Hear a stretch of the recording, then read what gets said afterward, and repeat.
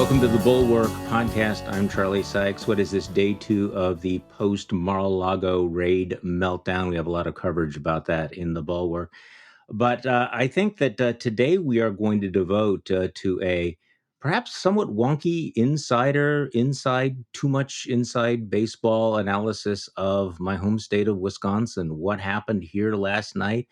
The sort of head snapping face turn of the Republican Party towards MAGA, or maybe not, over the last 6 years. And joining me on today's podcast to do all of this is a guy who has been watching Wisconsin politics for a very long time. I should ask you, James, how long it's been. James Wigderson, who took over from me as the editor of Right Wisconsin and now is the editor of his own new newsletter, which you ought to subscribe to, called Life Under Construction. James Wigderson live from crucial Waukesha County, Wisconsin. Thanks for joining me this morning. Appreciate it. Oh, thanks for having me on, Charlie. So I sat down this morning trying to figure out what to say about last night's primary in Wisconsin, because, once again, we have another Trump-backed candidate for governor that wins, and, that fits into all these national narratives. But, what struck me was how that illustrates how dramatically the Republican Party has changed in just 6 years, because you and I both remember back in the mists of time, April of 2016, where Wisconsin Republicans, they did not buy what Donald Trump was selling. This was one of his worst and most embarrassing defeats. Wisconsin Republicans were about as anti-Trump as any party in the country. And then last night, what happens? The Trump-endorsed candidate for governor wins. Trump-endorsed obscure, sort of batshit crazy fringe candidate comes within inches of ousting the sitting assembly speaker. So this has been a transformation. And I was talking to another Republican this morning who was, shaking his head about this. And he said, last night that everybody was texting one another, where did all the sane people go? And of course, as you know, what I said was, welcome to my world. If only you people had been warned. But Right. So let's just talk about this. I mean, Tim Michels is the nominee, beat Rebecca Clayfish. And Rebecca Clayfish, I mean, she was very, very well known, worked very, very hard, had the backing of the full establishment, and Michels beat her easily. So what happened, Right. James? What happened? Yeah. So what happened is that we're now seeing the transformation of the Republican Party in Wisconsin from the days of Paul Ryan to complete paranoia. Yeah. And we're seeing that Tim Michels, every time that the question came up, just pressed further and further into MAGA territory. He went from saying, maybe he'll support Trump to definitely he's going to support Trump in 2024, and anything he could do to hang on to that Trump endorsement, because that was what was important. And as a result, he managed to cut into Rebecca Clayfish's votes in the areas surrounding Milwaukee County, the Republican rich WOW counties, Waukesha, Ozaukee, and Washington County, and managed to keep her totals low there, even winning Washington County, and then managed to just beat her outstate, where Massively beat her. Yeah, that's where the Trump vote is, and managed to just crush her out there. And it's the transformation of the Republican Party that we're seeing. So as I wrote in my newsletter this morning, I mean, really, there were no substantive philosophical differences between the candidates. I mean, they both ran pretty hard to the right. Clayfish did her best to curry favor with the MAGA base, but Michels was willing to pander harder. He was willing to embrace the election lies with more enthusiasm. And that was all he needed. I mean, Rebecca Clayfish has some vulnerabilities as a candidate. There's just no question about it. I'm not saying that she was going to cruise to this nomination, but um, Tim Michels, was, and I describe him as an out of state, not ready for prime time, somewhat dim, last minute entrance who has been politically absent from this state for a decade and a half since he lost a really lackluster Senate race back in 2004. And he spent a lot of the campaign dodging the media, skipping debates, and then sweating profusely when he showed up. He was not an impressive candidate, but he had the one thing that matters now, doesn't it? I mean, that is the only factor really that separated him from Rebecca Clayfish that made him plausible was that Donald Trump said he's our guy and he had some money. Well, I mean, it was a campaign that was largely devoid of any sort of issues, really. I mean, you say that there wasn't much difference between them. You couldn't tell what their actual positions were because all it was is which one would be more loyal to Trump in 2 years, and which one was willing to discuss the election 2 years ago, which one was willing to overturn the 2020 election, and how much are they committed to fighting vote fraud that they think that stole the election. And Michaels was willing to go that extra step, and it's really a shame to see because this was the state that had generated Paul Ryan and Scott Walker and Act 10 and Paul Ryan talking about entitlement reform. Mm-hmm. We were a state that was generating ideas for the Republican Party, and now we're just generating heat without any light, no substance. It really was a substance-free campaign. Again, I know we're going to get kind of insider baseball here, but one of Michael's appeals was that he was an outsider and he wasn't taking any lobbyist money and he was independent and all of this stuff. First of all, his campaign was run by three of the swampiest guys in Wisconsin. I mean, right now, the people who have been bankrolled by the road builder lobby, who've been pushing for, all of this. Tim Michaels is from a road building family. Reince Priebus obviously was playing a key role here for whatever reason, because he thinks that he'll have a pipeline so that his law firm will be able to get contracts. You have a former congressman named John Gard who works closely with the road builders, et cetera, supporting him. Bill McCoshen, again, a big time lobbyist. And yet you listen to people around the state going, yeah, this guy is, well, he's like Trump. He has no ties. He is completely independent. He's going to drain the swamp. He's actually one of the most ridiculously swampy figures I've seen in some time.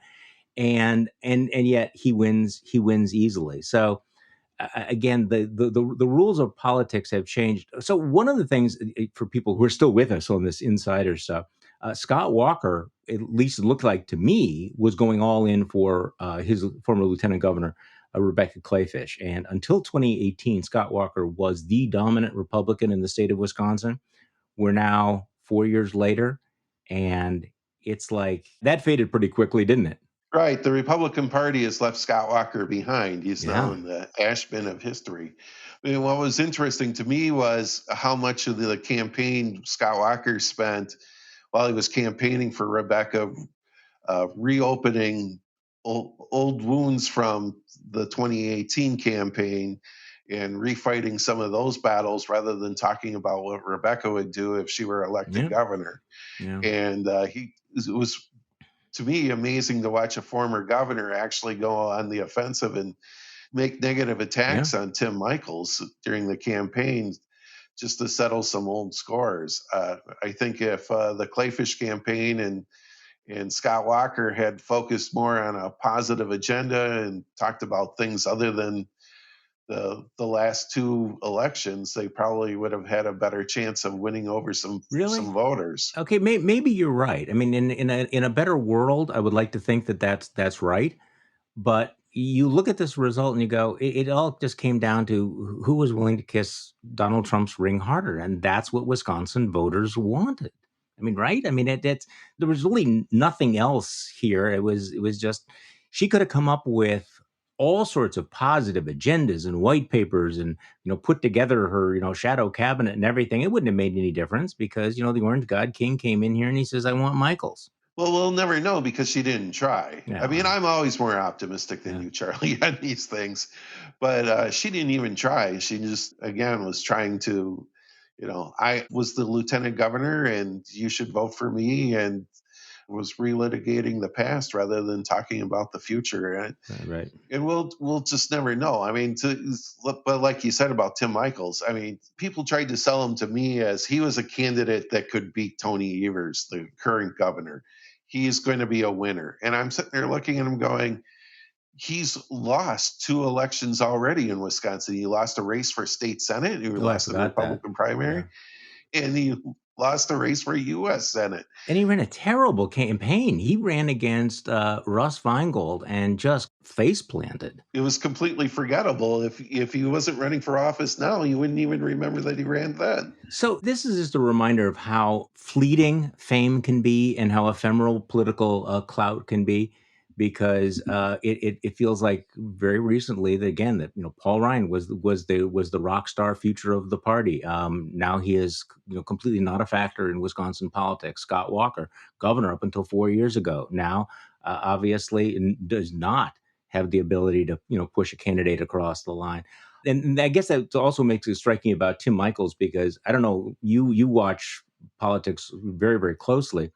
I was trying to think whether I'd ever heard of Tim Michels from 2004 until 2022. I mean, he moved to Connecticut, built himself a multi-million-dollar mansion, but I don't remember him playing any role in any of our politics for the last decade. And he was absent. He was invisible, right? I mean, and then he parachutes back in. And normally, if you've been gone that long, nobody remembers you, except again in a Trumpified party. If Trump blesses you, that's enough.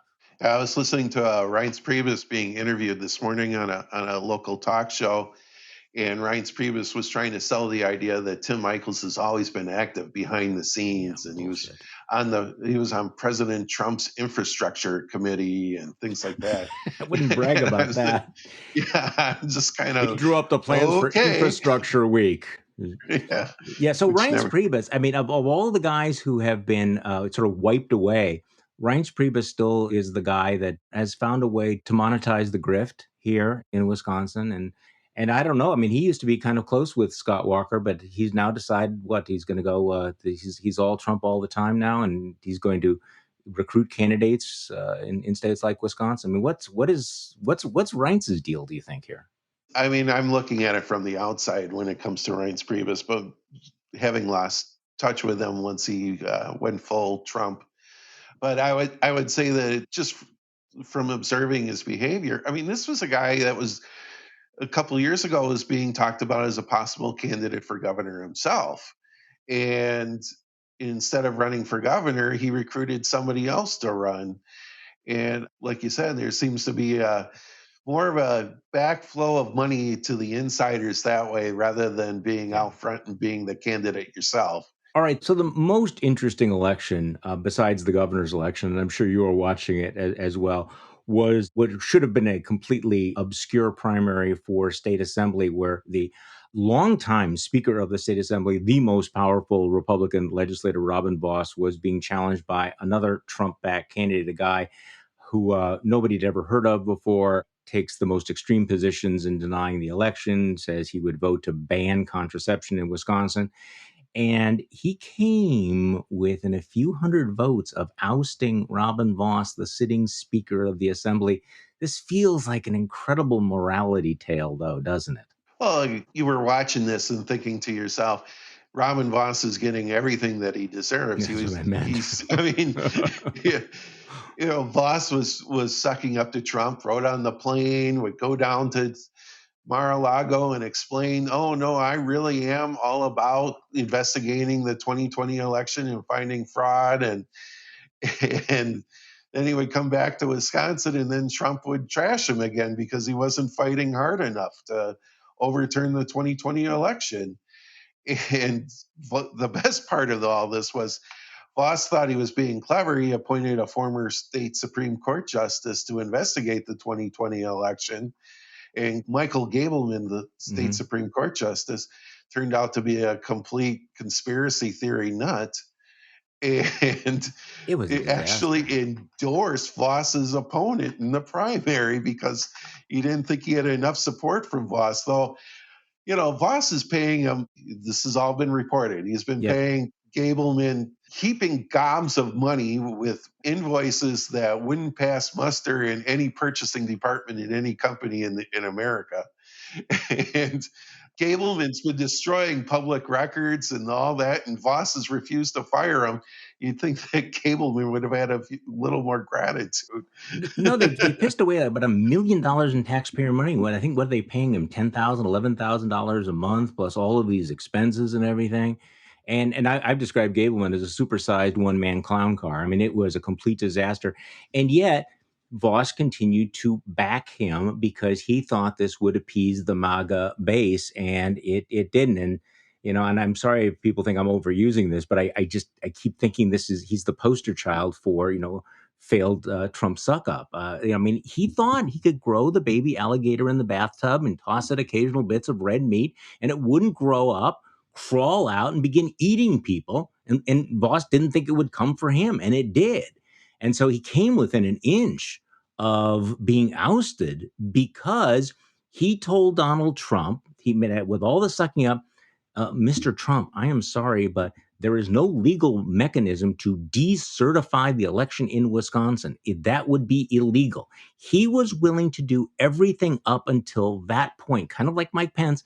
And he was like, hey, I can't do this. There's no way to overturn a presidential election. And Trump decided, I will kill you because you won't break the law on my behalf. Yeah, and the other interesting thing about the whole Vos debacle was he also appointed State Representative Janelle Brandtjen, another conspiracy theory nut job, to be in charge of the elections committee in the state assembly. And she turned around and endorsed Vos's opponent.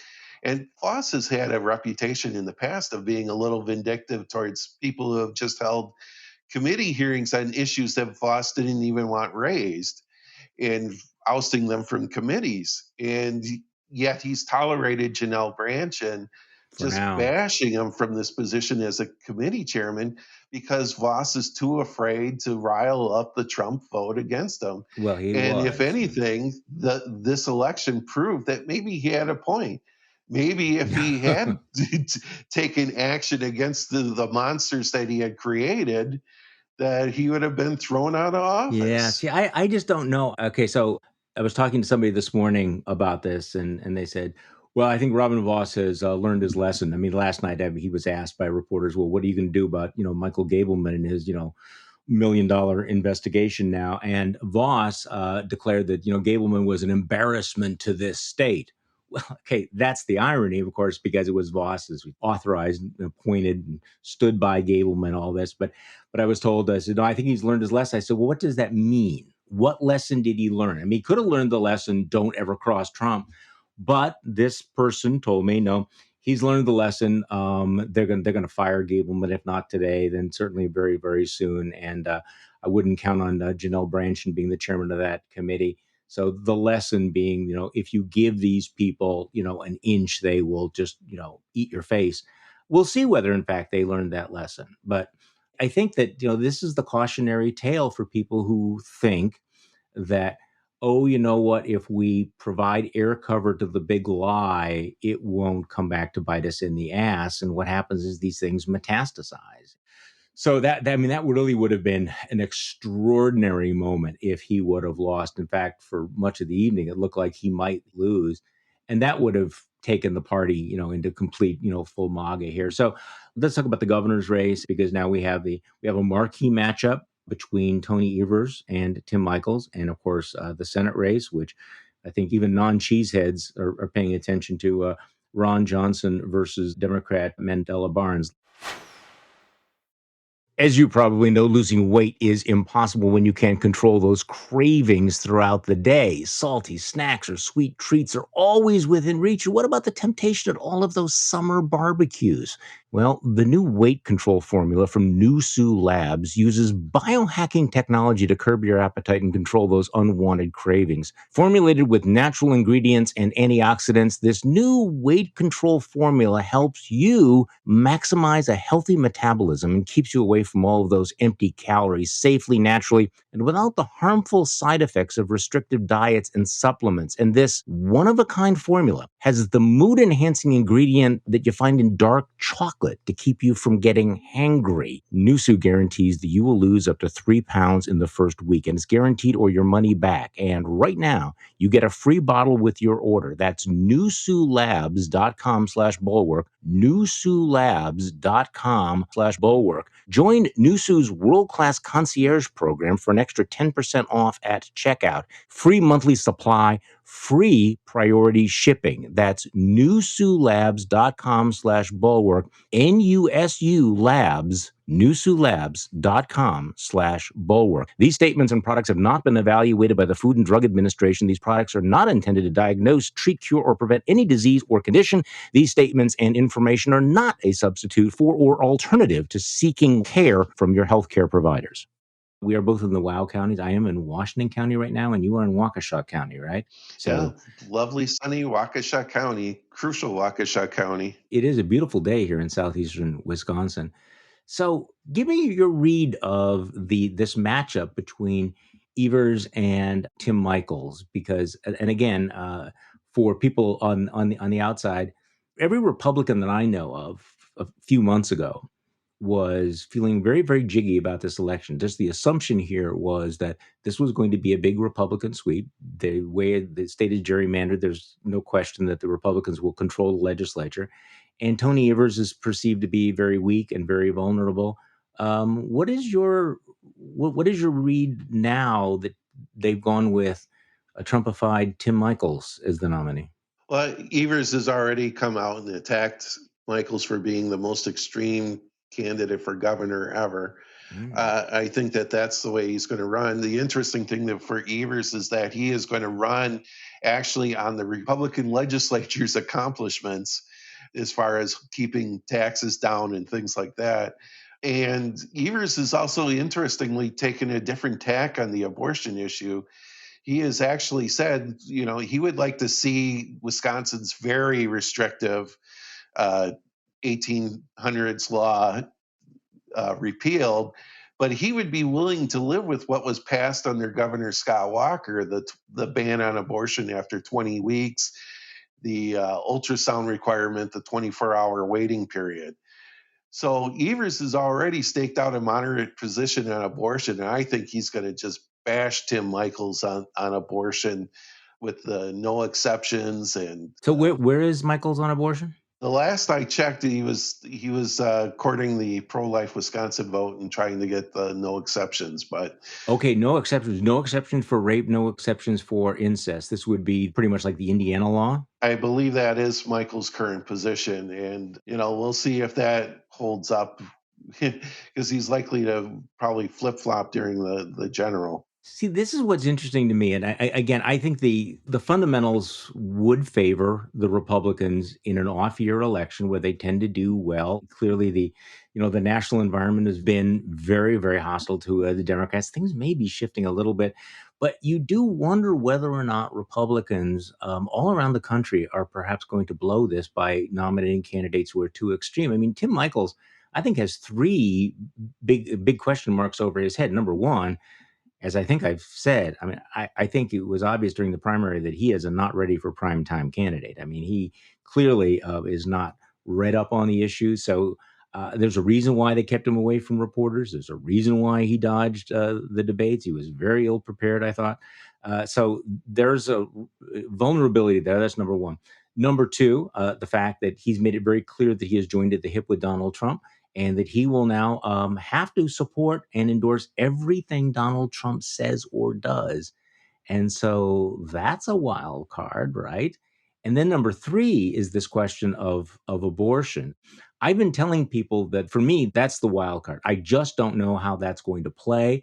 It would seem that there's a big potential that will motivate Wisconsin voters in the Madison area and in Milwaukee to turn out in big numbers, and might hurt the Republicans in these WOW counties where you and I are right now, Waukesha, Ozaukee, and Washington counties. What do you think?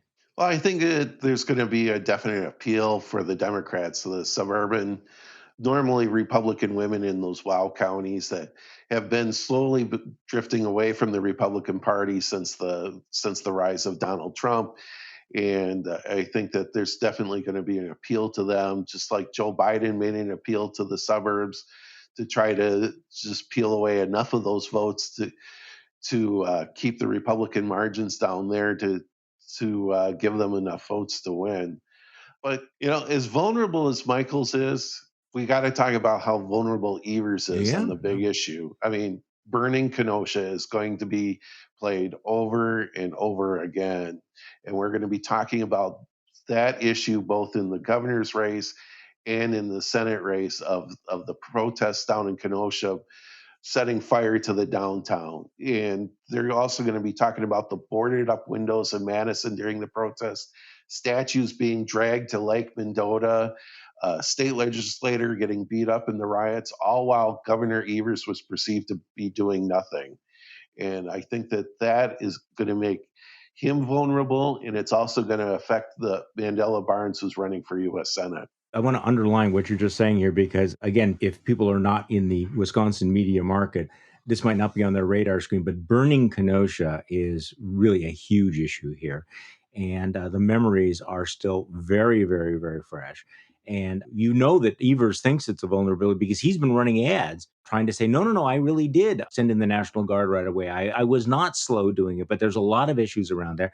That, of course, then dovetails with rising crime in places like Milwaukee, which the Republicans are trying to pin on Evers. So, in terms of the big issues, my sense is that Republicans, of course, are going to run on inflation, on what they perceive to be the bad economy, on law and order, all of those issues in both of those races. And so, yes, that is a vulnerability, and I think people need to understand that. So you raise the other big race that people are going to be focusing on around the country, and I think I've made it clear that I have been skeptical about Mandela Barnes' ability to beat Ron Johnson. So I want to get your take on the vulnerabilities of both Johnson and Mandela Barnes, because it is kind of interesting this year. And I don't know, James, maybe I'm going too far here, but I was thinking back to previous years where both the Democrats and Republicans thought that they'd put up pretty strong candidates.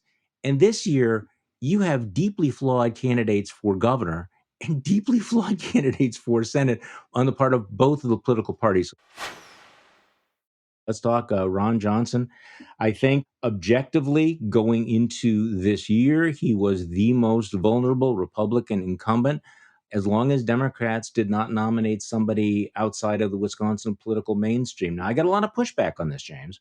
I have a lot of questions about Mandela Barnes, who is unapologetically progressive, was the candidate endorsed by Bernie Sanders and Elizabeth Warren, has played footsie with the folks from the squad, lots of ties to defund the police, the famous T-shirt of him picture of him holding up a T-shirt saying abolish ICE.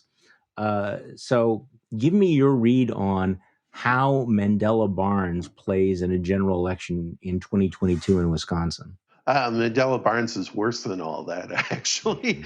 If I've been shaking my head since the beginning of the Democratic primaries, where they were sorting through their candidates, because Mandela Barnes is probably was the worst of the four candidates that they could have run. Not only does he have the extreme political positions, but he also has some personal baggage. This is a guy who didn't pay his property taxes on time, and then, which is a big issue in Wisconsin. Property taxes are always a sore issue. And when he was asked about it, he said, well, he was too busy running for lieutenant governor. This was a guy who had to be carted around by the state patrol because he didn't pay his parking tickets. I mean, he's not exactly what you call your heavyweight candidate. And he wasn't tested on this stuff in the primary because the No, he Democrats wasn't tested at 4 all. years ago when he ran for lieutenant governor. He was an accident back then because nobody else ran for lieutenant governor, so he got the job.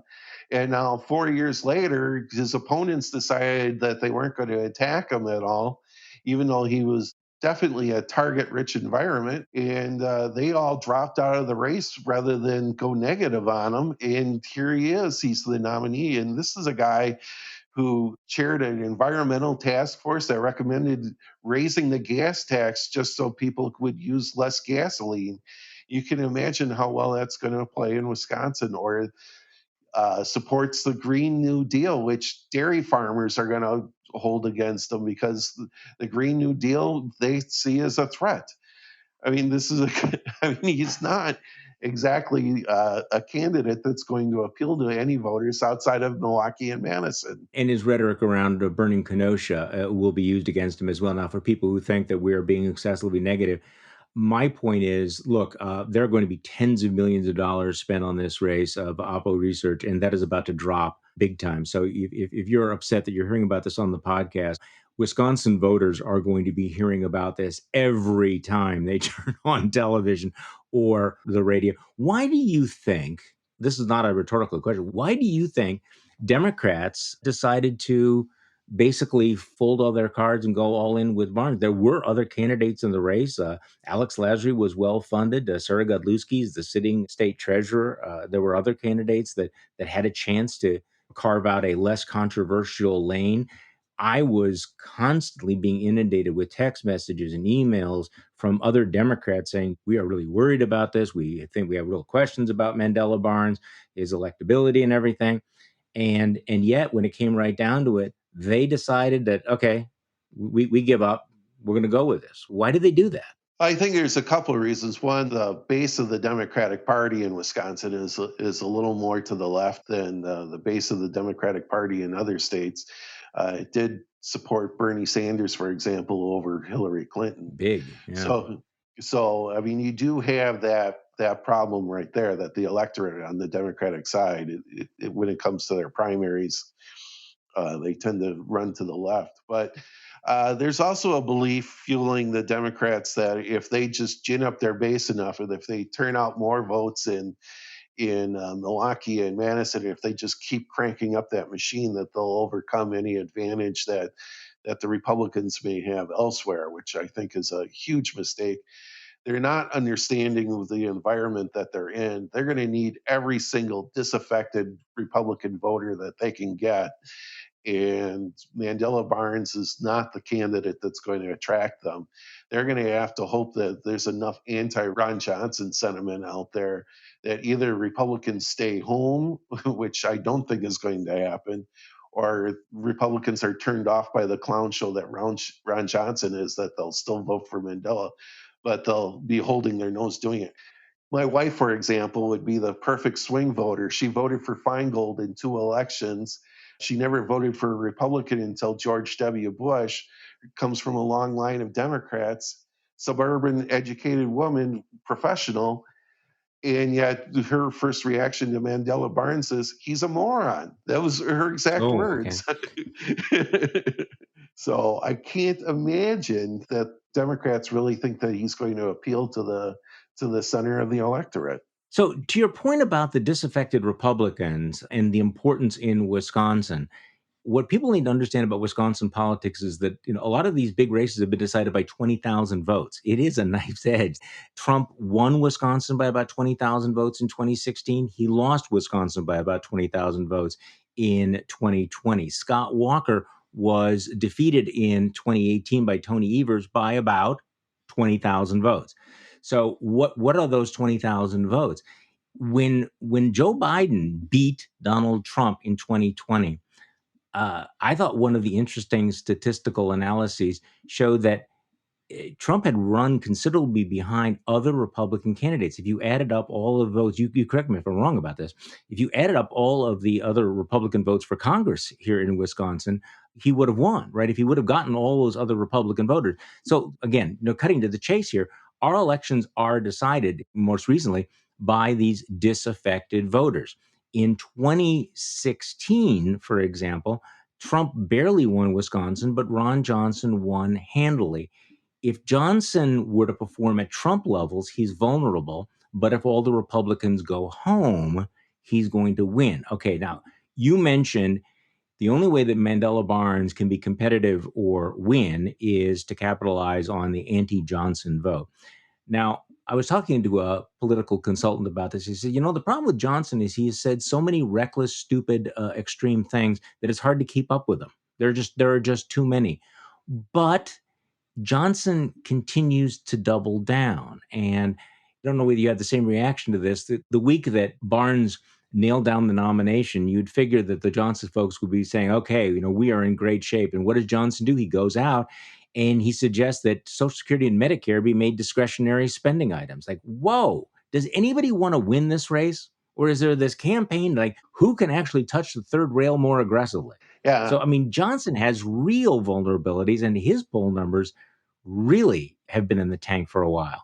Right. And you want to talk about a candidate that was trying to sound like Paul Ryan without understanding what Paul Ryan was talking about. That was, I mean, that was Ron Johnson last week. Yeah, Ron Johnson is, you can go on Twitter and say, what stupid crap did Ron Johnson say today?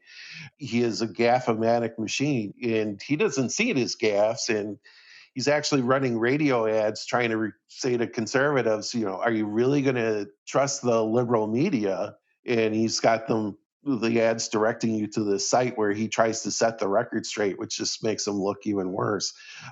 Because he just keeps doubling down on all these stupid things that he's been saying. And when we're talking about the stupid things we're saying, it's everything from the people at the January 6th riot were merely tourists looking for the rope line to I mean, to his quack medicine recommendations to Yeah. you can just run down the list, and after a point it's very Trump like. It becomes exhausting to the point where you don't you just kind of look at it and it's all one big blob Yeah. of misinformation. And so are you going to vote for the blob of misinformation, or are you going to vote for the guy?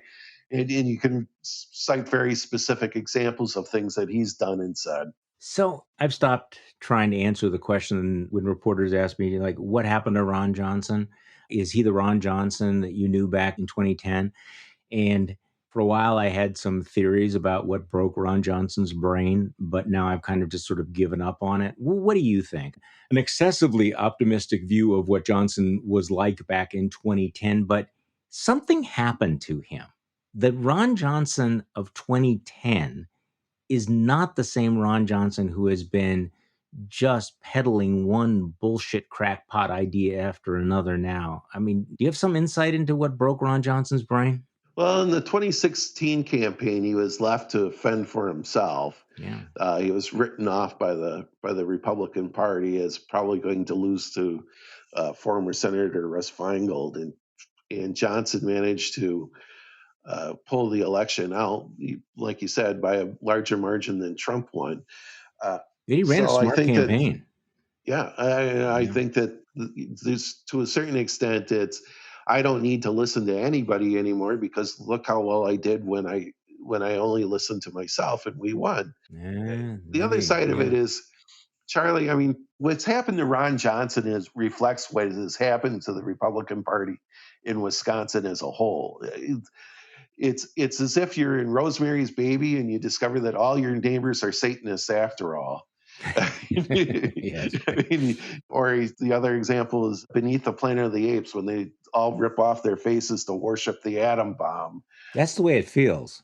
I mean, These movies resonate with me. I think that we're seeing the real Ron Johnson to a certain extent on all these issues that we didn't see in 2010. Because think about it, none of these issues that Ron Johnson's talking about now were issues in 2010. The things that were important in 2010 were how are we going to get federal spending under control? In 2016, we get Donald Trump, who didn't give a damn about how we get federal spending under control. So we're seeing the other side of Ron Johnson. You take away that one issue from him, and you're This seeing is him what you got. pursue these crackpot theories. All right. Well, this actually makes sense. That is plausible. Also, the incentives have changed in Republican politics, as listeners to this podcast have heard over and over again. But another way to think about it is, imagine if you are a Republican politician and you want to stay a Republican politician, and you begin to realize that when you talk about reasonable, common sense things, you basically get an electric shock, right? It's aversion therapy. People's eyes glaze over. They don't want to hear it. They're not interested. But when you say crazy conspiracy theory thing, when you mouth the MAGA slogans, they treat you like a beloved rock star. So at a certain point, this invasion of the body snatchers thing that you're describing, to steal Jonah Goldberg's line once again, in part it's the number of people whose heads are turned or were weak enough to begin with, who really respond to the kind of celebrity they get for being reckless. That is what is rewarded. And right now, so Ron Johnson is a kind of a laughing stock in to much of the country. But when he comes back to the Eau Claire Republican Party or hangs around in Florence County, They love him. They embrace him. These are his people, right? So, and he knows what he has to do to stay in with his people. They will protect him. They have his back. And so you see how these figures are drawn into these strange little corners of the swamp, or sucked into one rabbit hole after another, because they get no reward for resisting it, and they get lots of rewards and hugs and kisses for saying things that you and I think are absolutely insane. Well, and to take it a step further, Ron Johnson now gets to go on the local talk shows, and he gets to talk to these talk show hosts that are always pushing the envelope more, trying to give their audience the straight heroin rather than the old pot brownies that they used to get. And so Ron Johnson goes on these shows and he just feeds into that. He becomes the pusher for the straight By the heroin. way, I love this analogy. I think this analogy of like the drug dealers needing to constantly up the dosage and up the intensity is crucial for understanding a lot of our politics. And you can see that it's like, okay, we've got people outraged about this or indignant about this, or we've got them paranoid about this, but is somebody peddling something stronger? Is somebody horning in on my territory? So, the pot brownie of 2010 just doesn't cut it anymore. You have to be peddling the straight blue meth if you want to appeal to, say, the Vicky McKenna radio audience. She's a talk show host in Madison, who basically, if you notice this, that when Ron Johnson says something really crazy, just like, what the hell is he thinking about? I would say 90% of the time it's because he appeared on Vicky McKenna's show doing exactly what you just described. It's like, how do you pander to that audience? They keep pushing, and he keeps going along with it. Yeah, exactly. And you go to these Republican events and they don't want to hear, well, we tried to do this and we're working on a compromise with the president on that. They don't want to hear that. They want to hear how you're going to fight the socialists and keep the border sealed, even if you have to keep the border sealed with Illinois to do it. And I mean, it's just, It's like, what are you going to do to fight Antifa? yeah. What are you going to do? Look, people shouldn't misunderstand when we're talking about some of the Wisconsin politics. I mean, all of these guys have gone right. So, for example, please do not misinterpret what I'm saying about, say, Rebecca Clayfish, who the establishment candidate who went down to defeat. I mean, she tried to play the MAGA card. She actually came into my suburb in Mequon, Wisconsin, and very actively supported a recall of the school board over allegations they were teaching critical race theory. I mean, she was in that world. But see, that's the kind of thing. Rather than sit around and talk about, here's my policy initiatives, my ideas for solving these problems, this is now what they're demanding. They're demanding critical race theory. They're demanding more stuff about burning Kenosha or Antifa, or what will trigger the libs, all of this stuff. And that's not confined to Wisconsin, and it's certainly not confined even to Ron Johnson. No, and to give you an idea of just how far the Republican Party of Wisconsin has gone, we had a primary for state attorney general, in the person who lost, barely lost, Adam Jarko, a former state representative. Jeez. Jarko actually believed that the state attorney general could enforce his vision of what should be taught in the classroom under current law, not even calling for a new law like they have down in Florida. He thought that the state attorney general could tell teachers what they could teach in their classroom. I mean, that's the kind, and he almost won, Charlie. It's actually amazing he didn't win. Yeah, it is amazing. Well, it's going to be another close race. My prediction, if anybody was putting a gun to my head, would be that Wisconsin will be Wisconsin in November, and that despite whatever is happening nationally, that these races will probably be decided by about, I don't know, I'm going to go out on a limb here, 20,000 votes. What do you think? I think we're going to be having a recount at Christmas. It's like, okay, it can't get any worse than this. No, okay, here's my worst case scenario, and then you one up me on all of this. We'll have recounts at Christmas, and then stop the steel rallies in the state capitol. This is our future, even here in Wisconsin. James Wigderson, thank you so much. James Wigderson's new newsletter is Life Under Construction, former editor of Right Wisconsin, columnist you were a longtime columnist for the Waukesha Freeman, right? So, I mean, if people want to know 10 years. Waukesha, crucial Waukesha politics, James Wigderson is the go-to guy. So thanks for joining me. I appreciate it. Thanks, Charlie. The Bulwark podcast is produced by Katie Cooper with audio production by Jonathan Siri. I'm Charlie Sykes. Thank you for listening to today's Bulwark podcast, and we'll be back tomorrow. We'll do this all over again.